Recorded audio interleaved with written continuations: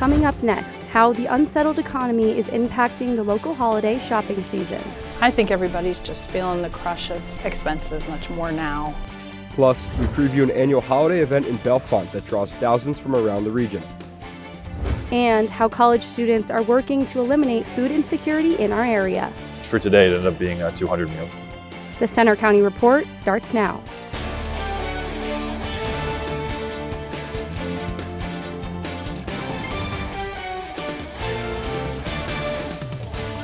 Good afternoon, I'm Maya Beeling. And I'm Nico Rodriguez. Thanks for joining us for the Center County Report.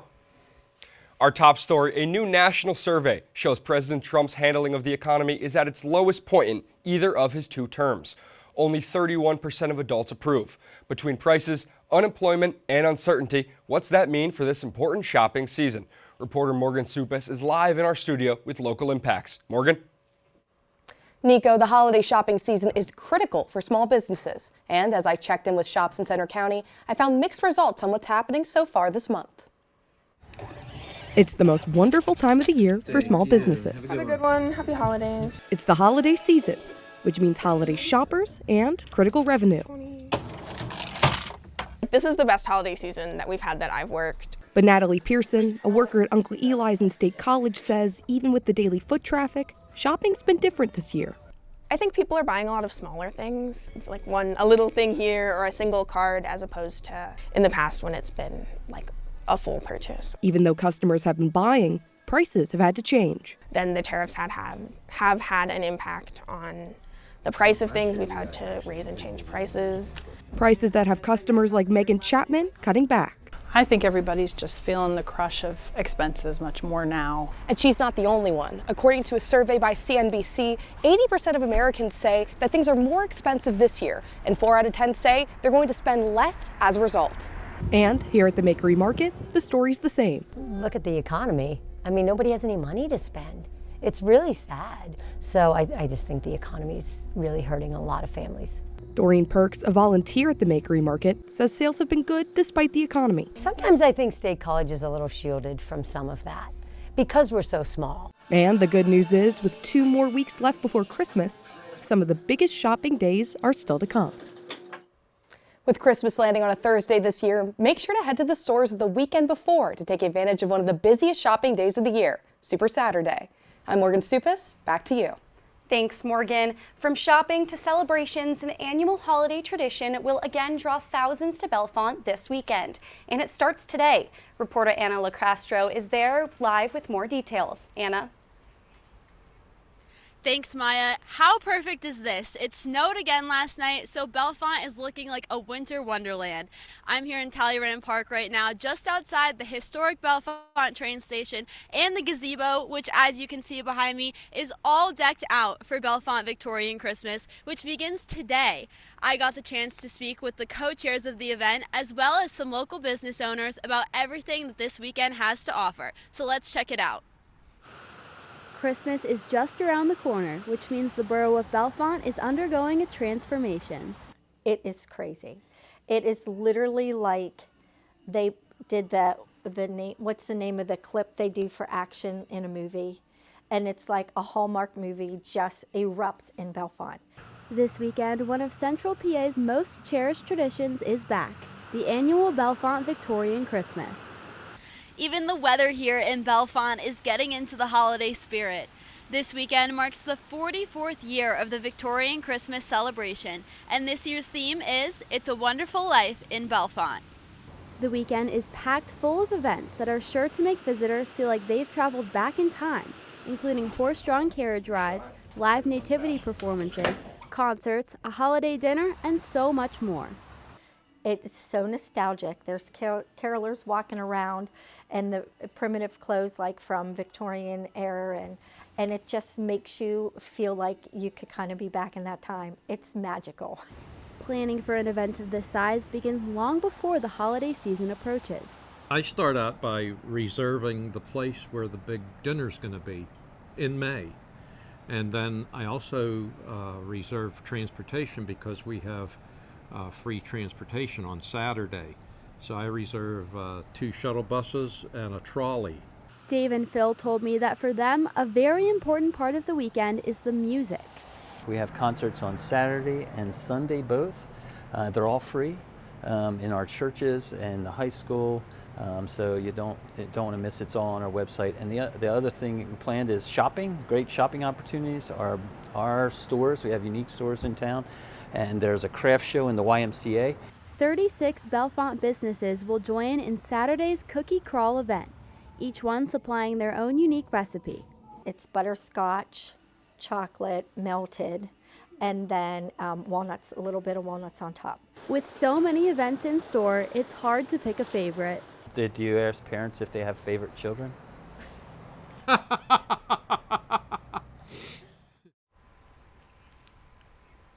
For anyone looking to view the full schedule of events for the weekend, there is a visitor's guide available on the Bellefonte Victorian Christmas website.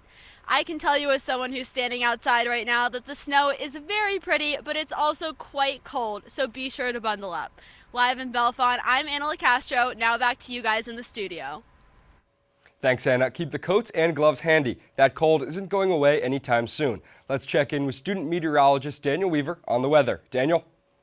You got that right, Nico. Cold's not going away anytime soon, but a quick recap of the full week of December. It's been pretty chilly for all 7 days from the 1st to the 7th have been below average, and in fact, pretty much every day since then has also been below average, and it's been 1 in 4 years since 1976 that we see about below average temperatures for December. And 2024 to 2025, so far December has been below average, quite the first time in a long time.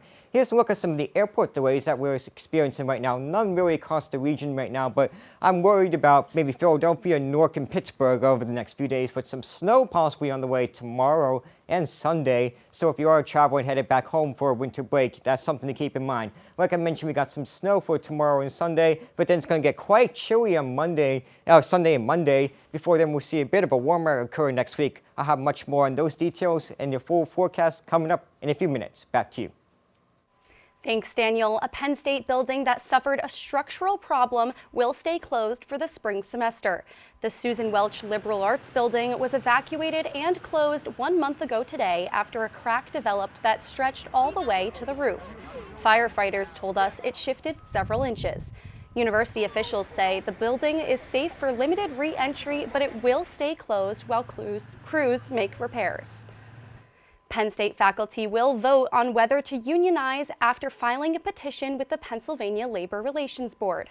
The Penn State Faculty Alliance says the group passed the needed 30% authorization cards to file for the election. The SEIU says the filing marks the largest in the public sector history in Pennsylvania. We're doing everything in support of student success. We're all hoping for better job security, benefits and pay for ourselves. But the effect of having a stable faculty is that the students receive better teaching. Penn State is the only one of 4 state-related institutions without a faculty union. President Donald Trump visited northeastern Pennsylvania this week to talk about the economy. But he didn't stay on that topic for long. Instead, he transitioned to immigration and other unrelated issues. While he was discussing the economy at a casino in Mount Pocono, Trump blamed former President Biden for higher prices, although some are starting to blame Trump for stubborn inflation. The president claims his administration is bringing prices down and giving Americans bigger paychecks. We're also putting thousands of dollars in the pockets of hardworking Pennsylvanians with the largest tax cuts in American history. Just 31% of U.S. adults approve of Trump's handling of the economy, according to that AP survey we mentioned earlier. Although the stock market is up this year, and overall third quarter growth looks solid. Governor Josh Shapiro is facing questions about how he spent tax dollars on security improvements at his home. His official governor's mansion in Harrisburg was damaged by an arson fire earlier this year, but he also has a private home near Philadelphia. And a state Senate panel has subpoenaed his administration for records about $1 million in security upgrades to that residence. The administration says state police recommended the upgrades. Still to come on the Center County Report, more on the cold weather as we check the 7-day forecast. And help for Pennsylvania's at risk for cancer. Also coming up, Penn State students are teaming up to combat food insecurity in Center County.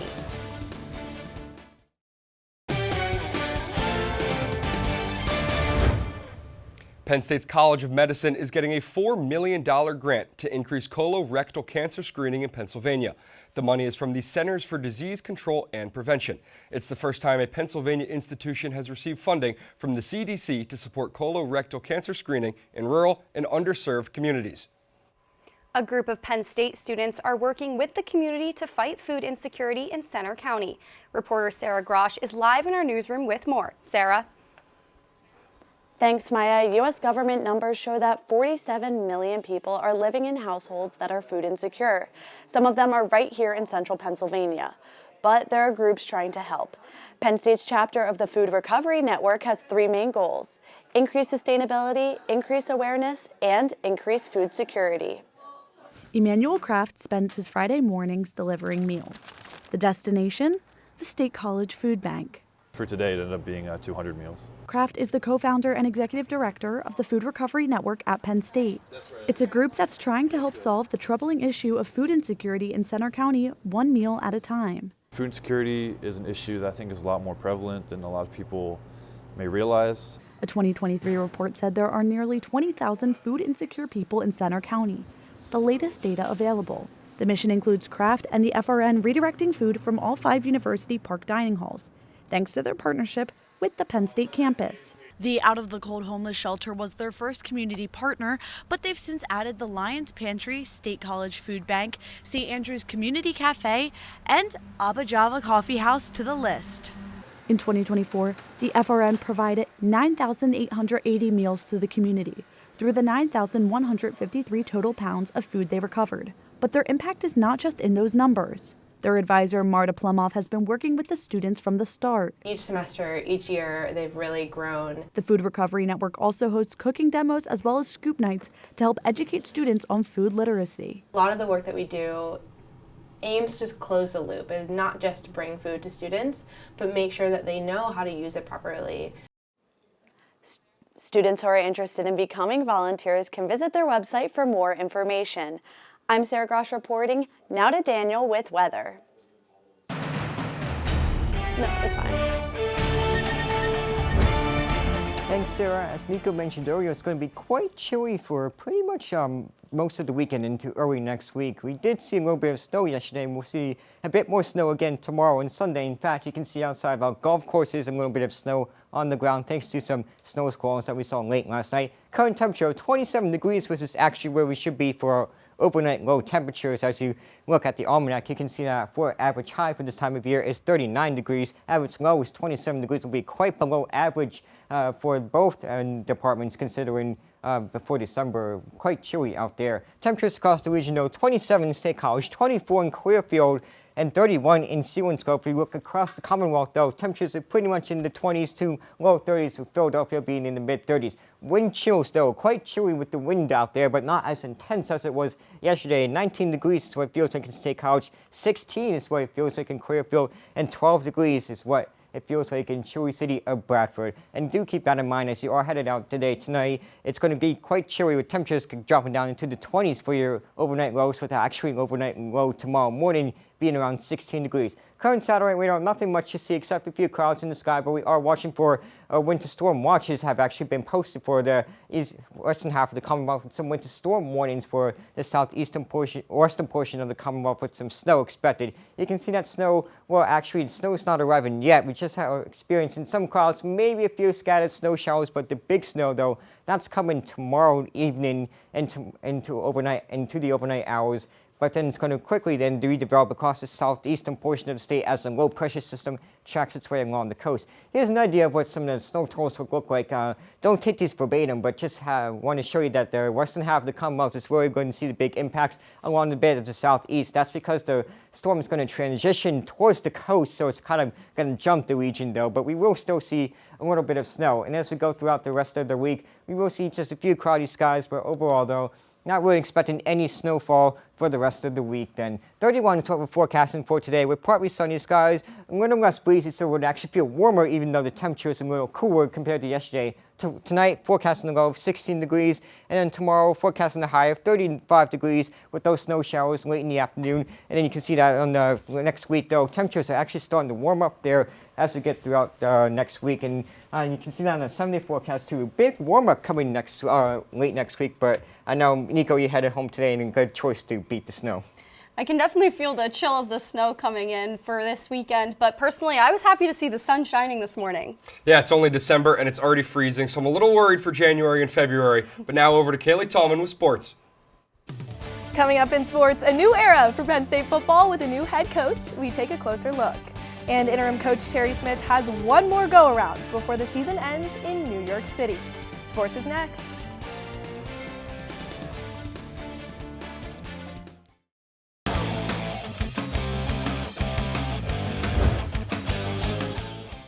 I'm Kaylee Tallman with sports. After a disappointing season for Penn State football, things will look much different for the Nittany Lions next year. There's a new face launching a new era.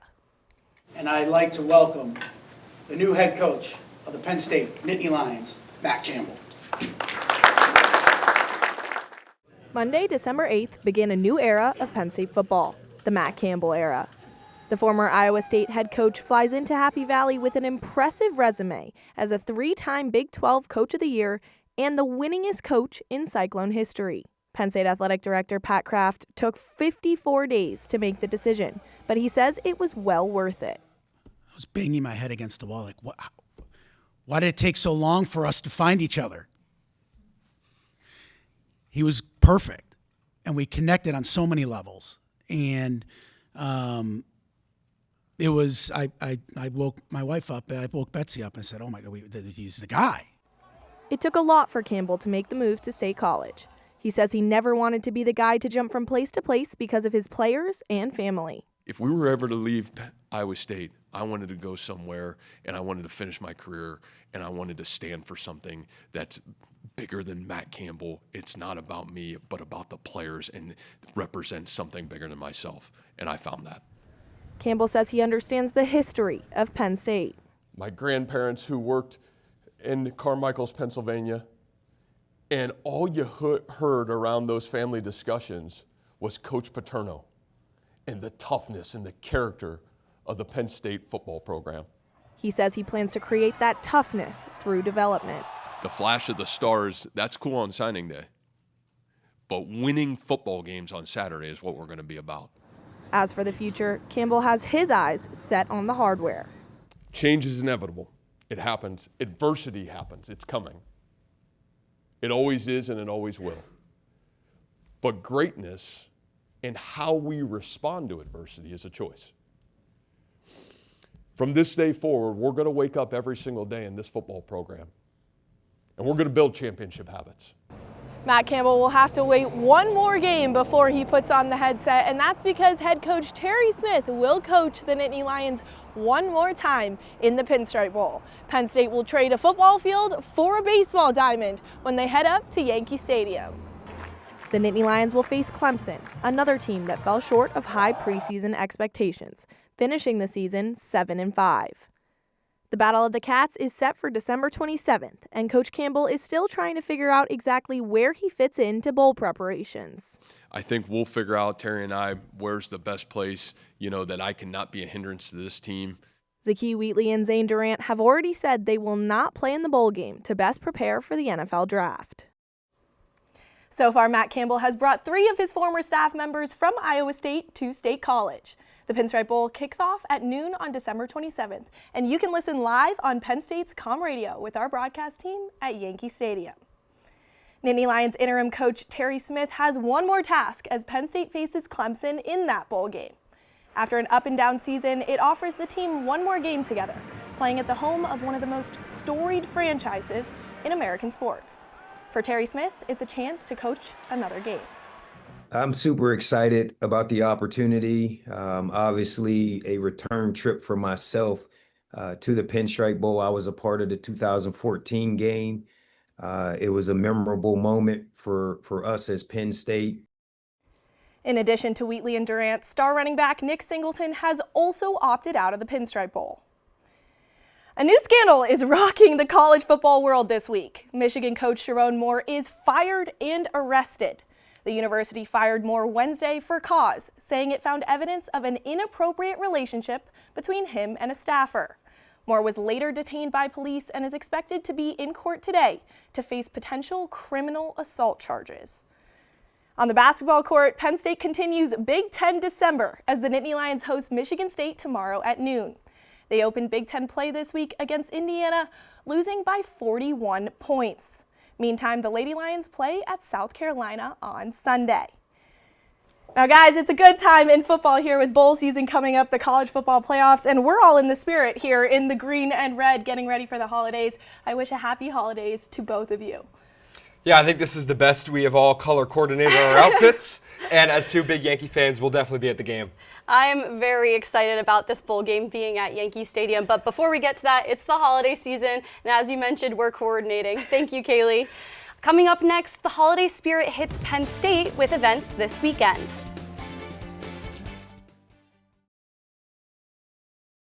At Penn State, Chabad is hosting a celebration of Hanukkah on Sunday at Old Main. They'll light a 12-foot-tall menorah at 5 p.m. There will be food and entertainment. The menorah is one of more than 15,000 large public menorahs across the world.